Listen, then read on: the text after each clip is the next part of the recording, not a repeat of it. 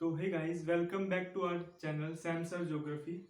तो आज हम चैप्टर सेकंड ज्योग्राफी का क्लास 11th का chapter second the the origin and evolution of earth कि किस तरह पृथ्वी बनी, यूनिवर्स बना, ये हम पढ़ेंगे। ये एनसीईआरटी के नोट्स हैं।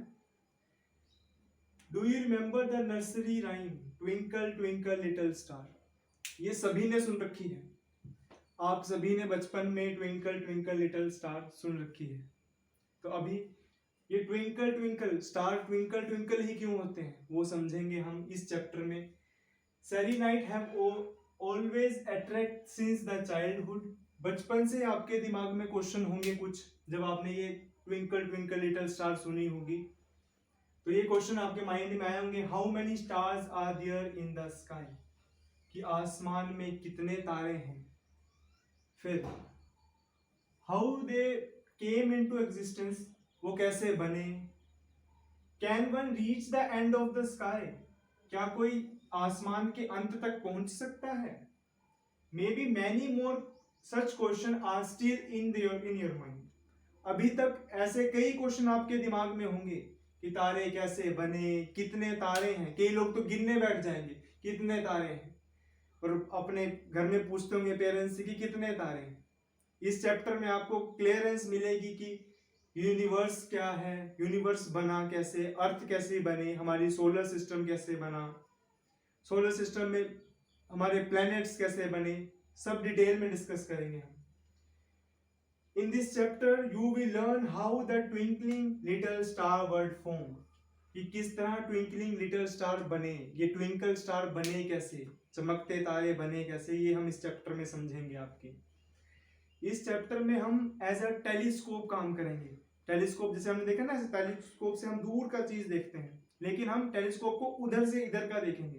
पहले हम देखेंगे यूनिवर्स कैसे बना, यूनिवर्स में फिर गैलेक्सी कैसे बनी, गैलेक्सी के बाद हमारे सोलर सिस्टम कैसे बना, सोलर सिस्टम में सन कैसे बना, स्टार्स कैसे बने, हमारे प्लैनेट्स कैसे बने, प्लैनेट्स के बाद हमारा अर्थ कैसे बनी, अर्थ के बाद मून कैसे बनी। तो हम ये डिटेल में डिस्कस करते चलेंगे।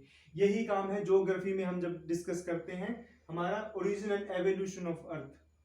तो इसी के साथ हम आज का चैप्टर हमारा स्टार्ट करते हैं। तो अब हम देखेंगे अर्ली थ्योरीज, कि with the passage of time कैसे कैसे थ्योरीज आए, क्यों थ्योरी में एवोल्यूशन आए। कई सारे फिलोसोफर ने, कई सारे साइंटिस्ट ने अपनी अपनी एग्जाम्पशंस दी, हाइपोथेसिस दी, अपनी अपनी थियरीज दी कि कैसे कैसे हमारा एवोल्यूशन ऑफ अर्थ, हमारा यूनिवर्स कैसे बना, हमारी गैलेक्सी कैसे बनी, स्टार कैसे बनी, अर्थ कैसे बनी। इसकी अलग अलग उन्होंने अपनी अपनी हाइपोथेसिस, अपनी अपनी थ्योरीज दी। पहले हम स्टार्ट करने से पहले हम एक समझते हैं नेबुला, कि नेबुला क्या होता है ये समझ लेते हैं, क्योंकि बीच में बार बार शब्द नेबुलर नेबुलर आएगा तो आपको पता नहीं चलेगा। नेबुला होता है डस्ट या गैसियस क्लाउड, कि गैस या डस्ट का क्लाउड को हम नेबुला कहते हैं। हिंदी में हम इसको निहारिका कहते थे। तो एवोल्यूशन ऑफ अर्थ कैसे हो, एवोल्यूशन थ्योरीज, अर्ली थ्योरीज कैसे हुई एवोल्यूट, ये देखते हैं। Origin of the earth, a large number of hypothesis were B put fourth by the different philosopher and scientist regarding the origin of the earth, कि origin of earth में कई scientist ने, कई फिलोसोफर ने अपनी अपनी एग्जम्पशंस दी, अपनी अपनी हाइपोथेसिस दी। One of the early and the popular argument was by German philosopher Immanuel Kant. Kant sir ने सबसे पहले अपने हाइपोथेसिस दी थी, जिसको हम कांट हाइपोथेसिस भी कहते हैं। इस हाइपोथेसिस को हम डिटेल में डिस्कस नहीं करेंगे, लेकिन उन्होंने जो है कोल्ड नेबुला लिया था, कि कोल्ड नेबुला था, धीरे धीरे वो रोटेट कर रहा था, रोटेशन के कारण से उसकी जो कोल्डनेस थी वो धीरे धीरे खत्म होने लगी, टेम्परेचर जो है बढ़ने लगा, बढ़ने के कारण वो हॉट हो गया, उस कारण से उन्होंने अपने हाइपोथेसिस दी है। उसके बाद आए मैथमेटिशियन लाप्लेस, उन्होंने फिर से रिवाइज की ये थ्योरी 1796 में। पहले उन्होंने इस थ्योरी को एवेल्यूट किया कि इसमें थोड़ी थोड़ी कंसेप्ट कुछ कुछ जो है ठीक नहीं है, तो उन्होंने अपनी एवोल्यूशन लगाई, अपनी अपनी थ्योरीज दी। उन्होंने जो है नेबुला की कोल्ड की जगह हॉट नेबुला लिया था। आगे हम देखते हैं, उन्होंने अपनी थ्योरी दी, उनकी थ्योरी का नाम था नेबुलर हाइपोथेसिस, उनके हाइपोथेसिस का नाम था nebular hypothesis. The hypothesis considered that the planet were formed out of cloud of material associated with the youthful sun. Which was slowly rotating. उन्होंने कहा कि एक यूथफुल सन था, जैसे हमने कहा ना इन्होंने हॉट नेबुला लिया था, उसका इन्होंने कहा कि जो प्लैनेट बने वो cloud of material associated with youthful sun which is slowly rotating, जो रोटेट कर रहे थे। Later in 1900 Chamberlin and Moulton consider, Chamberlin और मोल्टन दो और साइंटिस्ट आए, consider that the wandering star approaches the sun. एक वंडरिंग स्टार था जिसने अप्रोच किया, अप्रोचेस टू द सन, एक वंडरिंग स्टार था, एक सन था उसके पास एक वंडरिंग स्टार था जो उसके पास आ रहा था। अब दोनों के पास अपनी अपनी ग्रेविटेशन फोर्स है। पहले ये दूर था, ये दूर था, जैसे ये पास आ रहा था, जैसे इसके पास आए इससे एक सिगार शेप एजेशन हुआ, ऐसा शेप का मैंने लिखा है as a result cigar shaped extension of material was spread from the solar surface. जैसे जैसे वो पास आया, अब दो इसकी ग्रेविटेशन फोर्स जो है इस पे लगी, जिस कारण से सिगार शेप इजेशन एक बाहर को ऐसा, और इसी से हम बोला है कि ऐसे प्लैनेट बने हमारे।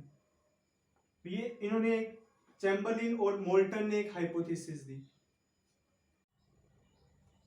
अब हमने देखा कि सिगार शेप एजेशन जो हुई है, सिगार शेप जो एक मटेरियल निकला है, आगे देखते हैं। As the passing star moved away, जैसे कि हमने देखा पासिंग स्टार पास में आया था, जैसे वो मूव दूर चला गया, वो the material separated from the solar surface, वो जो मटेरियल निकला ना वो इससे सेपरेट कर गया, ऐसे सेपरेट कर गया, निकल गया, सिगार शेप जो मटेरियल था वो सेपरेट कर गया।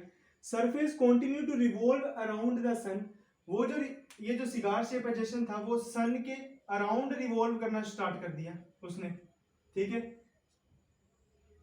It slowly condensed into planet, वो धीरे धीरे टूटा इससे, यहाँ से प्लैनेट बने, हमारे 9 प्लैनेट बने, 8 प्लैनेट बने। प्लूटो को आप नहीं मानते, वो हम नेक्स्ट देखेंगे, जैसे जैसे हम आगे बढ़ेंगे ना तो नेक्स्ट देखेंगे हम, जैसे जैसे कैसे फॉर्मेशन ऑफ प्लैनेट्स हुई तब हम देखेंगे डिटेल में। तो कंडेंस हुए और हमारे प्लैनेट बने। फिर sir James Jeans and later on sir Harold Jeffrey, पहले सर जेम्स जेन ने इस थ्योरी को माना, फिर हेरोल्ड जेफरी ने इसी थ्योरी को मॉडिफाई किया। इन्होंने दी थी टाइडल हाइपोथेसिस, दिमाग में रखिएगा, इन्होंने टाइडल हाइपोथेसिस दी थी, बुक में शायद नहीं लिखा है लेकिन टाइडल हाइपोथेसिस दी थी सर जेम्स जेन ने। बाद में सर हेरोल्ड जेफरी ने इसको, इस आर्गुमेंट को सपोर्ट किया था। At the date of argument considered of the companion to the sun to have been coexistent, इन्होंने कंपेनियन स्टार भी इंट्रोड्यूस किया था। इन्होंने हमारा प्रोटोसन, कंपेनियन स्टार और इंट्रोड्यूसिंग स्टार, ये 3 चीजें इंट्रोड्यूस की थी।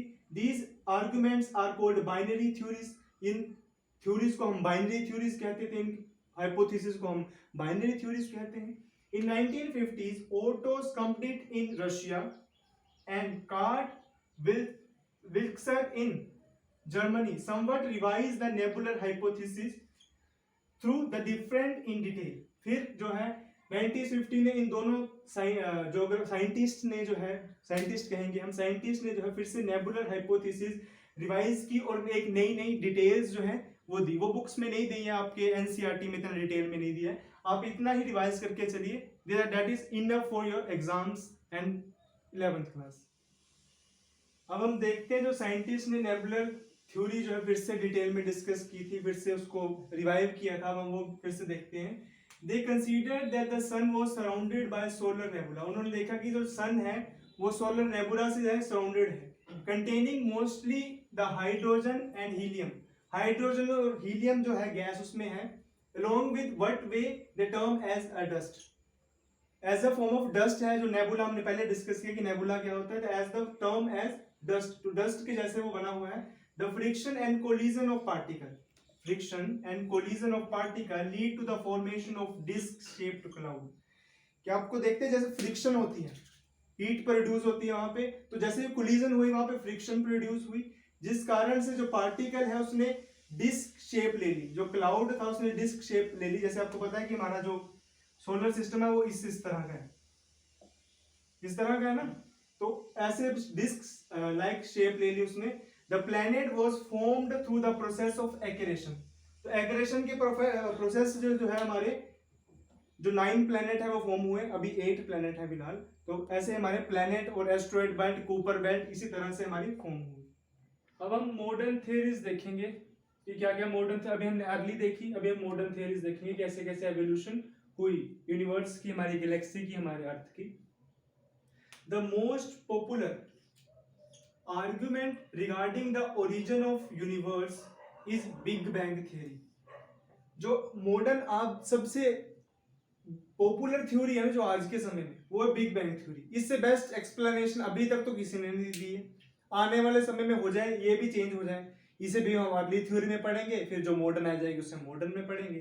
तो अभी जो पॉपुलर थ्योरी है वो सबसे है बिग बैंग थ्योरी, इससे बेस्ट एक्सप्लेनेशन किसी ने भी नहीं दी। It is called expanding universe hypothesis. इस थ्योरी को हम एक्सपेंडिंग यूनिवर्स हाइपोथेसिस भी कहते हैं, ये हम देखेंगे अभी कि क्यों कहते हैं। Edwin humble in 1920 provide evidences that the universe is expanding। 1920 में एडविन हम्बल ने जो है कुछ एविडेंसेस दिए कि यूनिवर्स जो है हमारा एक्सपैंड कर रहा है। कुछ एविडेंसेस तो चाहिए ना, अब कोई कैसे कह देगा, मैं कह दूं कि यूनिवर्स श्रिंक कर रहा है, तो कुछ एविडेंसेस तो चाहिए। तो इन्होंने जो एडविन हम्बल ने उन्होंने कुछ एविडेंसेस दिए कि यूनिवर्स जो हमारा एक्सपैंड कर रहा है। अब कैसे कर रहा है देखते हैं। Eight the time passes galaxies move further and further apart. जो गैलेक्सी है एक दूसरे गैलेक्सी से दूर जा रही है। You can experiment and find what does the expanding universe mean. आप एक्सपेरिमेंट कर सकते हैं, हम भी करके बताएंगे अभी आपको कि किस तरह जो हमारा यूनिवर्स है वो एक्सपैंड कर रहा है। कहते हैं take a balloon mark some point on it. हम ये बैलून ले लेते हैं, इस पे हम 2 पॉइंट मार्क कर देते हैं।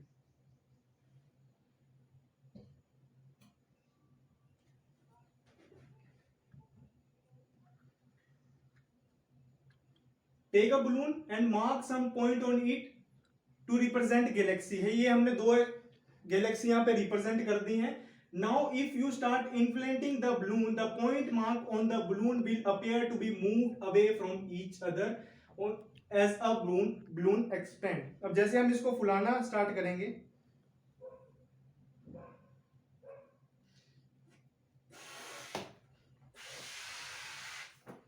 अब ये देखिए पॉइंट तो लाइट हो गए, लेकिन ये दूर चले गए एक दूसरे से, और ये खुद भी एक्सपैंड हो गए। देख सकते हैं अब ये खुद भी एक्सपैंड हो गए। पहले तो पास थे, अभी दूर जाएंगे। अब जैसे हम उसको और फुलाएंगे और थोड़ा और दूर चले जाएंगे। तो ये कह रहे हैं similarly the distance between the galaxy also found to be increased. ये डिस्टेंस जो 2 गैलेक्सी का बीच का ये भी बढ़ा, ये बड़ा डिस्टेंस जो है बढ़ रहा है। जैसे जैसे हम इसको फुलाते चलेंगे ये जो है हमारा डिस्टेंस बढ़ता चलेगा। लेकिन गैलेक्सी का साइज भी बढ़ रहा है, आप देख रहे हैं कि गैलेक्सी का साइज भी बढ़ रहा है। यहीं पे ये थ्योरी है थोड़ी मार खा जाती है, लेकिन हमें जो एविडेंसेस है कि गैलेक्सी का साइज इंक्रीज नहीं कर रहा है, गैलेक्सी का सिर्फ डिस्टेंस इंक्रीज कर रहा है। कोई आपसे पूछ ले क्या क्या डिस्टेंस के साथ साथ गैलेक्सी का साइज भी इंक्रीज कर रहा है, तो आंसर होगा no. The size of galaxy is not increasing, only the distance between the 2 galaxies are increasing. यहां देखिए कि जैसे ये 2 गैलेक्सी हैं, ये खुद नहीं एक्सपैंड करेगी, इतनी है तो इतनी ही रहेंगी, बस इनका जो डिस्टेंस है इन बीच का डिस्टेंस है वो बढ़ रहा है। However, you will find the beside the increase in the distance between the point on the balloon, the point themselves are expanding। ये जो पॉइंट है ये खुद भी इंक्रीज कर रहे हैं, बस यही गलती है यहाँ पर कि ये पॉइंट जो है इंक्रीज नहीं कर रहे हैं, बस distance between the two points are increasing. तो अब हम देखेंगे कि एवोल्यूशन ऑफ यूनिवर्स कैसे, यूनिवर्स की कैसे उत्पत्ति हुई धीरे धीरे। बिग बैंग क्या कहती है, पहले ये था बिग बैंग, यहां से हमारा एक्सपेंशन यहां से स्टार्ट हुआ, ये 0 टाइम है, ये जो लाइन है ये टाइम इंडिकेट कर रही है। तो ये जब 0 था तो बिग बैंग एक्सपेंशन हुआ, जैसे एक्सपेंशन हुआ धीरे धीरे, ये जो समय इसे हम डार्क एज कहते हैं, इसमें कोई भी star, Galaxy, universe, solar system कुछ नहीं बना, इसमें कुछ नहीं बना था। ये हमारा था 380,000 मिलियन ईयर्स पहले का। फिर धीरे धीरे ये फर्स्ट स्टेज अपेयर हुई यहाँ पर, जो कि 300,000 मिलियन ईयर पहले जो है फर्स्ट स्टेज हमारी आई, जहां पे हमें छोटे छोटे ये गैलेक्सी दिख रही हैं। फिर हमारे 1 मिलियन ईयर बाद अर्ली गैलेक्सी अपेयर हुई, गैलेक्सी थोड़ी थोड़ी बड़ी होने लगी, जैसे आपको देख रहे हैं गैलेक्सी थोड़ी थोड़ी बड़ी और थोड़ी थोड़ी दूर जाने लगी थोड़ी थोड़ी, ठीक है, लेकिन अभी भी पास में है, इतनी दूर नहीं गई है। और मॉडर्न टाइम, मॉडर्न गैलेक्सी यही इसी यहाँ पे हमारे जो है सोलर सिस्टम भी बना, हमारा जो है सोलर सिस्टम बना। और फिर आगे हमारा मॉडर्न गैलेक्सी, ये जो टुडे आज का समय है, जो आज के समय में गैलेक्सी एक दूसरे से दूर जा रही है, जो अभी हमने बलून की सहायता से समझा ना, वही कि गैलेक्सी दूर जा रही है लेकिन डिस्टेंस इनका इंक्रीज नहीं कर रहा है। यही मान के चलना है कि इनका डिस्टेंस इंक्रीज नहीं कर रहा है, इनका जो खुद का डिस्टेंस है वो इंक्रीज, साइज इंक्रीज नहीं कर रहा है, इनका जो आपस का डिस्टेंस है वो इंक्रीज कर रहा है। ये मॉडर्न टाइम में है, ये बिग बैंग थ्योरी कह रही है। ये था एवोल्यूशन ऑफ यूनिवर्स। अब हम देखते हैं एवोल्यूशन ऑफ अर्थ कैसे हुआ। शॉर्ट फॉर्म में लिखा है एवोल्यूशन ऑफ अर्थ कैसे हुआ। तो पहले आपको पता है कि हॉट नेबुला था, हॉट नेबुला, हॉट नेबुला धीरे धीरे ठंडा हुआ, वो कोल्ड हो गया, कोल्ड होते होते धीरे धीरे उसमें लिथोस्फीयर बनी हमारी अर्थ की। आगे हम नेक्स्ट जब चैप्टर के एंड में पहुंचेंगे हम देखेंगे कि फॉर्मेशन ऑफ लिथोस्फीयर, हमारा एटमॉस्फेयर, हाइड्रोस्फीयर अर्थ का कैसे बना, ये लेटर ऑन डिस्कस करेंगे हम। तो लिथोस्फीयर बनी, फिर आगे हम देखेंगे ये हॉट कूल डाउन हुई, तो यहाँ पे जो हमारी लाइफ आ गई, प्लांट्स आ गए, प्लांट्स आने लगे, माइक्रो बैक्टीरियाज आने लगे, माइक्रो ऑर्गेनिजम्स आने लगे। फिर जो है नीचे हमारी जो है लाइफ जो है लोग आने लग पड़े, हमारे जो पीपल आ गए, ठीक है, ह्यूमंस आ गए, हमारे ह्यूमन बीइंग्स आ गए, ह्यूमन बीइंग्स आ गए। तो ह्यूमन बीइंग्स ने मॉडर्न अर्बनाइजेशन कर लिया, अर्बनाइजेशन कर लिया, जिस कारण से जो हमारी अर्थ फिर से ग्लोबल वार्मिंग बढ़ने लगी। ग्लोबल वार्मिंग बढ़ने के कारण अर्थ, आप देखो आप दिन प्रतिदिन जो है क्लाइमेट चेंज कितना हो रहा है, ग्लोबल वार्मिंग के कारण अर्थ फिर से हीट अप होना शुरू हो रही है, फिर से वार्म हो रही है अर्थ। जैसे जैसे वार्म हो रही है तो एक स्टेज फिर से आएगी कि ये फिर से जो है ऐसे आगे फिर से जो है खत्म हो जाएगी। ये ऐसा ही हमारा जो है, जिन्होंने क्या बोलते हमारे हिंदू धर्म के ग्रंथ पढ़ रखे होंगे उसमें भी लिखा हुआ है कि जैसे कि सतयुग है, फिर त्रेता युग है, फिर द्वापर है, कलयुग के बाद फिर पृथ्वी जो है नष्ट हो जाती है। तो ये उससे भी बार मेल खा सकता है ना, बिग बैंग थ्योरी उससे भी रिलेटेबल लग रही है थोड़ी सी। तो ये मैंने रेफरेंस के लिए आपको, नॉलेज के लिए बताया है। तो इस तरह की कैसे हमारे एक हॉट नेबुला से कोल्ड हुआ, धीरे धीरे उस पर लाइफ आई, प्लांट्स आए, माइक्रो ऑर्गेनिजम्स आए, हमारे ह्यूमंस आए, ह्यूमंस ने अपनी अर्बनाइजेशन की, मॉडर्नाइजेशन की, टेक्नोलॉजी की सहायता से अपना ही रूल चलाना शुरू कर दिया, इन्वायरमेंट को कुछ नहीं समझने लगा, खुद ही करने लगा जो भी, जिस कारण से ग्लोबल वार्मिंग बढ़ी। ग्लोबल वार्मिंग के कारण अर्थ का एक समय ऐसा आएगा जब फिर से वो एक हॉट नेबुला बन के एक्सपैंड कर जाएगी और मे बी अर्थ खत्म हो जाए। तो ग्लोबल वार्मिंग को कंट्रोल करना हमारे ह्यूमन का ही रोल है, जिसके कारण ग्लोबल वार्मिंग बढ़ रही है। तो हमारा ही रोल है कि हम इसको रोकें, कम करें।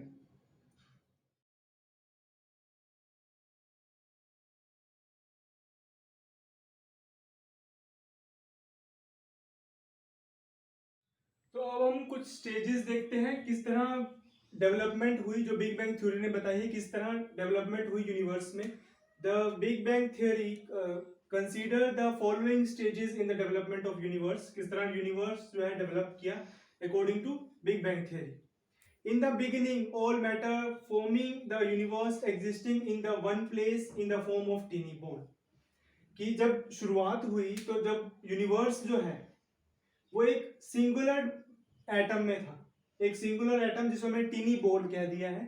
एक सिंगुलर एटम एक ऐसा था, जैसे कि जब यूनिवर्स स्टार्ट हुआ बना, जिसका साथ जो है अनइमेजिनेबल स्मॉल वॉल्यूम था, जिसका इनफाइनाइट टेम्परेचर था और इनफाइनाइट डेंसिटी थी। अब एक स्मॉल है बॉल है, तो जो जैसे आप देख रहे हैं इतनी गैलेक्सी है, जब वो बनना शुरू होंगी तो जब एक सिंगुलर एटम में तो होगी तो उसकी डेंसिटी ऑटोमेटिक है कितनी ज्यादा होगी, टेम्परेचर ज्यादा होगा, वॉल्यूम ज्यादा होगा।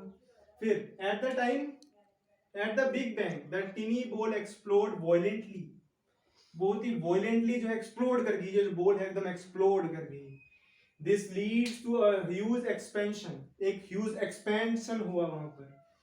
It is now generally accepted that the event of the Big Bang took place 13.7 billion years before the present। तो ये यहाँ से क्वेश्चन बन जाता है कि बिग बैंग थ्योरी कितने समय पहले हुई थी। 13.7 बिलियन ईयर पहले जो है बिग बैंग का समय माना जाता है। The expansion continued even the present day, अभी तक ये एक्सपेंशन चल रहा है। अभी बताया पहले आपको कि जो distance between the two galaxies are increasing. As it grew some energy was converted into matter। जो एनर्जी थी, जो एक्सप्लोड हुआ तो यहाँ से एनर्जी निकली, वो एनर्जी जो है फिर कई सारे जो है मैटर में बन गई। तो ये यही से पता लगता है कि जो एनर्जी है वो मैटर में कन्वर्ट हो सकती है। ठीक है। There was particularly rapid expansion with the fraction of second after the big bang। Fraction of second में रैपिडली जो है एकदम ही बिग बैंग थ्योरी जो है, बिग बैंग जो है हुआ फ्रैक्शन ऑफ सेकंड में। The expansion was slow down with the first 3 minute before the big bang in which first atom began to form. तो शुरुआत के 3 मिनट्स में ही जो है वो जो है फर्स्ट एटम बना। The expansion was slow down with first 3 minute, जो एक्सपेंशन है वो 3 मिनट में स्लो डाउन कर गया। From the big bang event the first atom was began to form. उसी जो फ्रैक्शन ऑफ सेकंड के बाद जब वो बिग बैंग एक्सप्लोजन हुआ, फ्रैक्शन ऑफ सेकंड में जो हमारा पहला एटम बना। चलिए अब आगे देखते हैं। With in 3 lakh years from the big bang, जब बिग बैंग के 3 लाख साल हो गए उसके बाद टेम्परेचर ड्रॉप टू 4500 केल्विन। अब जैसे ही आप पता है एक्सपेंशन होगा, मैटर दूर दूर चला गया, तो जाहिर सी बात है कि जो टेम्परेचर है वो घटेगा। टेम्परेचर घटेगा मतलब ठंडा होगा, कंडेंस होगी चीजें। टेम्परेचर घटा 4500 केल्विन तक टेम्परेचर घटा and give rise to atomic matter, और एटॉमिक मैटर बना। The universe transparent. The expansion of universe mean increase the space between the galaxies. Universe expansion हमें पहले ही बताया कि distance between the galaxy are increasing, कि distance जो एक गैलेक्सी से दूसरी गैलेक्सी का है वो इंक्रीज किया। इसका मतलब हुआ कि वो इंक्रीज किया। An alternative to this was Hoyle's concept of steady state. और इसका बिग बैंग का क्या बोलते ऑल्टरनेटिव कॉन्सेप्ट भी दिया था हॉयल्स ने, जिसने कहा था कि जो हमारा यूनिवर्स है वो एक्सपैंड नहीं कर रहा है, वो एक स्टेशनरी स्टेज में है। लेकिन ये कॉन्सेप्ट जो था ये गलत था। जो ठीक है वो यही है, बिग बैंग ही ठीक है। It consider the universe to be रफली the same at the point of time. Same है at the point of time जो हमारा यूनिवर्स है। However with the great evidences become available about the evidences, universe scientific community at present favour argument of expanding universe. जो आज के समय में हमारी साइंटिफिक कम्युनिटी है वो यही कॉन्सेप्ट को मान्यता दे रही है, इसी कॉन्सेप्ट को मानती है कि जो यूनिवर्स इज एक्सपेंडिंग, यूनिवर्स जो है एक्सपेंड कर रहा है। अब एक इंपॉर्टेंट बात देखिए, a light year is a measure of distance and not of time. एक लाइट ईयर क्या होता है देखिए, लाइट ईयर, यह शब्द ईयर आया है लेकिन ईयर से आपने हमारा साल नहीं समझना। ये लाइट ईयर का मतलब है कि कितना डिस्टेंस ट्रेवल करती है लाइट एक साल में। एक साल में लाइट कितना डिस्टेंस ट्रेवल कर रही है उसे हम कहते हैं light year. The light travel at the speed of 3 lakh kilometre पर सेकेंड। लाइट की जो स्पीड है वो 1 सेकेंड में 3 लाख किलोमीटर ट्रेवल करती है। देखिए कितनी स्पीड है लाइट की, आप भी पढ़ने कितनी स्पीड बनाइए जल्दी जल्दी। Considering this the distance the light will travel in 1 year is taken as 1 light year. कि एक साल में कितनी लाइट ट्रेवल कर रही है उसे हम 1 लाइट ईयर कहते हैं। The mean distance between the sun and earth is 14 crore 95 lakh 9800 kilometre. इतना डिस्टेंस है हमारा सन और अर्थ के बीच में, इतना डिस्टेंस है। और अगर हम इसी को लाइट ईयर में लें तो हम 8.311 मिनट में लेंगे। In term of light year it is 8.311 minute. तो ये था हमारा बिग बैंग थ्योरी के कुछ स्टेप्स जो थे ये हमने समझे यहाँ पर कि किस तरह बिग बैंग थ्योरी में एक्सप्लेनेशन दी हुई है।